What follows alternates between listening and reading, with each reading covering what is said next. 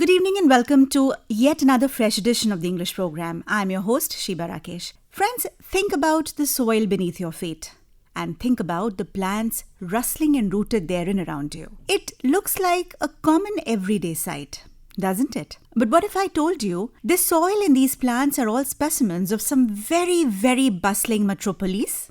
Billions of microscopic creatures working together in very, very busy teams to feed our crops, fighting off diseases, and together save the future of farming itself. Today we will be exploring this invisible world with Dr. Akansha Singh, who is a scientist at the Central Institute of Medicinal and Aromatic Plants, that is CIMAP at Lucknow. Akansha ji, I welcome you to the studios of Akashvani Lucknow. Thank you Sheeba ji. My first question to you, what exactly is a plant-microbe interaction? And do microbes make plants happy? Okay, so it's a very, very wonderful question. To answer it in a very simplified way, I would say that I always tell my audience to... Good evening and welcome to yet another fresh edition of the English program. I'm your host, Sheeba Rakesh. Friends, think about the soil beneath your feet and think about the plants rustling and rooted therein around you. It looks like a common everyday sight, doesn't it? But what if I told you this soil and these plants are all specimens of some very, very bustling metropolis? Billions of microscopic creatures working together in very, very busy teams to feed our crops, fighting off diseases, and together save the future of farming itself. Today we will be exploring this invisible world with Dr. Akansha Singh, who is a scientist at the Central Institute of Medicinal and Aromatic Plants, that is CIMAP at Lucknow. Akansha ji, I welcome you to the studios of Akashvani Lucknow. Thank you Sheeba ji. My first question to you, what exactly is a plant-microbe interaction? And do microbes make plants happy? Okay, so it's a very, very wonderful question. To answer it in a very simplified way, I would say that I always tell my audience to take plants as human entities. When we talk about humans are also colonized by n number of microbes, and people today are talking about the gut microbes, right? And as the gut microbes benefit the humans, likewise, the plants are also surrounded by a lot of microbes, and they can be good ones, the bad ones, and the commensals ones. Now, when we talk about the plant-microbe interaction, I will be talking about the good ones. They are the microbes, millions of microbes, as you already said. They surround and they work without coming in our sight, and they are providing n number of benefits to the plants. And when they provide numerous benefits to the plants, they actually make a combination which you call as a plant-microbe interaction. They work together. And the next question that you asked was whether they make the plants... Do microbes make plants happy? Yes. They do make the plants happy. But I won't say that all the time it is the same case. There are many times when they don't make the plants happy because they are the pathogens which infect the plants. All right. But they are the good ones, which I already said. They are the ones which actually work beneath the soil. They provide nutrients, they provide water, they provide n number of minerals to the plants. And in this way, they support the plant system and the plant health.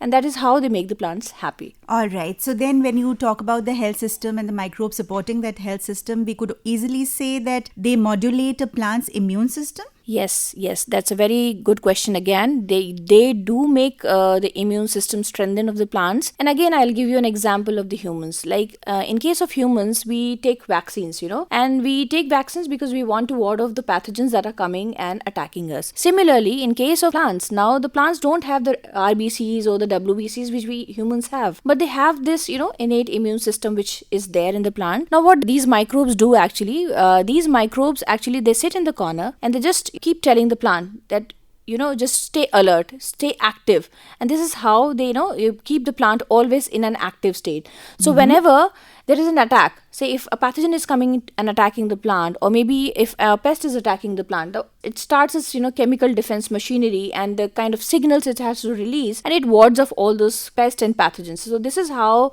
the plant uses, and the plant microbe interaction comes into picture, and they increase the immunity of your plants. Wow. So that is to say that plants, for those of us who do not think that plants are as living and breathing as human beings, plants are as wonderfully living as human beings themselves. Yes. And now if we talk about microbes, Akansha ji, you've been working on them a lot. Please tell our listeners whether microbes can help crops survive droughts or extreme temperatures? Yes, they can.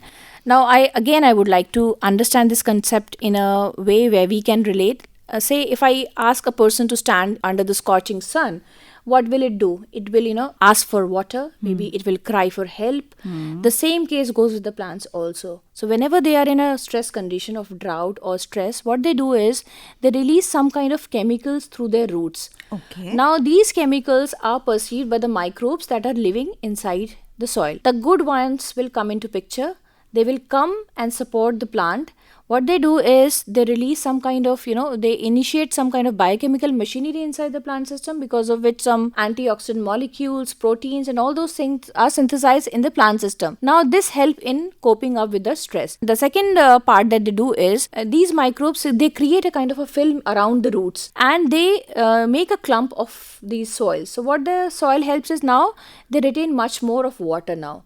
So, and also they release some kind of chemicals, because of which the roots can go deeper down.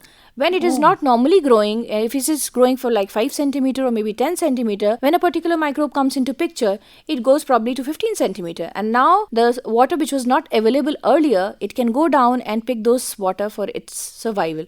So this is how this microbial community, benefit the plant system. Wow, it's a completely different community, and it's so interesting to know. It's similar to we providing some kind of vitamins and oils to our hair follicles, so that they grow and exactly. That is why I always tell my students, my audience, you just treat plant microbe as human and microbe system. They are just exactly at par. Whatever we are facing, the same things the plants are also facing. At every time I speak with a scientist, I always get this feeling of whatever Sri Krishna said in the Gita, that whatever there is living on this earth is actually a part of me. Yes. And it is living and, throbbing with life. True.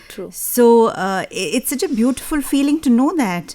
All right. And when we talk about sustainable farming, as our Honorable Prime Minister also stresses a lot on that, do microbes reduce the need for chemical fertilizers? Yes, they do. And that is why they are much more into picture now. All right. Now, again, I'd like to tell you a very basic concept. When we talk about the nutrients, we have surplus nutrients. When we talk about nitrogen, it is enough in the atmosphere. When we talk about phosphorus, potassium, it is again in enough amounts in the soil system. But now, if it is in enough quantities, why the farmers is putting it in the form of NPK? The question is that. So the answer to it is that even if they are present in enormous amounts, they cannot be taken up directly by the plants because they are in the locked state. So when we talk about the soil, I'll try to make you understand that this soil is basically, a pantry full of food, but it is locked. It cannot be opened by the plant system. Right. Okay, so now who will open it? The microbes. Okay. They are the one who are the goldsmiths. They come into picture, they open this chest, and what they do is basically they solubilize the trapped form of potassium and phosphorus by releasing some kind of acids in the soil. So when they release these acids, they break this phosphorus and potassium into soluble form, and then these plants can take up these micronutrients. So now when the whatever is available in the soil, it is being taken up by the plant system, and now you don't need much of the external supplements which you're providing in terms of your fertilizers or pesticides. So I think this, Akansha ji, also improves the long-term soil fertility. Yes. How can a conventional farmer transition to microbial farming? Is one thing that I would like to ask you. Yes, it's a big question actually, to be very honest. What I always say is that you cannot switch to from one system to another in just one go. Even we as a microbiologist and as a soil scientist, I never say that we just have to stop using chemicals and we have to just directly switch to the microbial technology. It is not possible, to be very honest. What we need to integrate this in a step-by-step mode. And also, I would request the audience and the people, because now if a farmer has to use these biological alternatives, it has to come from the consumers. Like we are getting aware, like the audience or the people who are eating the food, they're getting aware that now the chemicals are hazardous to their health. We talk about organic farming. Yes. Now, if there's more of push from us, the farmers will automatically feel that yes, there is a requirement. We need to go for such alternatives, and so there will be adoption from their end too. And now they need to integrate it in one by one. Say if they have 5 acres of land, maybe 1 acre they use for the biologicals. There are many good biological alternative products in the market. Start using them one by one, and with time, it is going to be a time-taking process. Yes, time-taking process. With time, it is definitely going to be adopted in future, because this is something which has to happen. Otherwise, we will not be able to feed our population in coming years. That's for sure. I would also like to ask you one thing. We all tend to resort to a lot of terrace farming these days, and a lot of kitchen gardens where things are produced within the precincts in the house, precincts of the house. Yes. So does this microbial approach help any of these people who are doing it? It is, because see, as I was telling, when you start using these microbes and when you put it in the soil is already depleted nowadays. If you talk about the carbon content, it is almost 0.3 to 0.4%, which is very, very less. Okay. And it was supposed to be 1.4 to 1.5% in 1950s. Right. Now, this carbon actually acts as a food source for the microbes. You're putting in a microbe, but you don't give it a food. How it's going to survive?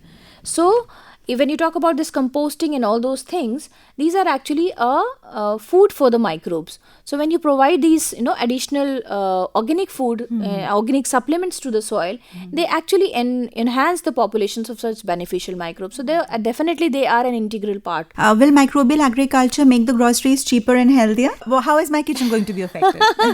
It is going to happen, but as of now, when you talk about organics, they are already at a higher price. I would say that, because again, that's the demand is less, and there are less people who are using microbes and biofertilizers. But there are two sides of the same coin. Like it will be benefited in two ways. In a longer run, definitely it's going to be cheaper, because when the demand is going to be high, the farmer is going to use it, and in time it will use less of these chemicals, which are most from the big companies that is coming, the multinationals that they will use less of it. So definitely in longer run, that the cost is going to cut down. The second thing is, your health is going to improve. Definitely, because there's one example which I always quote. When my mother used to cook the cauliflower, you used to cook in the morning and you keep it in the evening. It used to be very fresh the way it was. But now when you keep the same vegetables, cooked food or whatever, it smells like a different thing. You don't feel like eating it in the evening. It is all because of the pesticide residues and the chemicals which are there in the vegetables and all those things. So in a way, definitely the adoption of these microbial technologies, definitely it is going to happen. All right. And where will the science be in the next 10 years, say? Okay.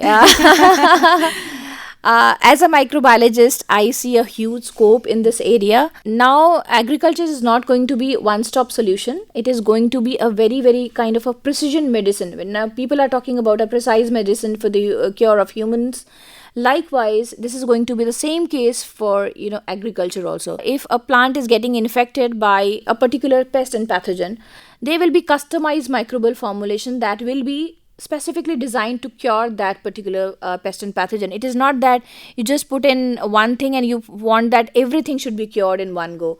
So there will be customized formulation according to the requirement that is going to happen, and there will be definitely microbial cocktails, which we call about, Oh, wow. because these microbes never live in a single entity, it has millions and millions of microbes. So they are working together in a team.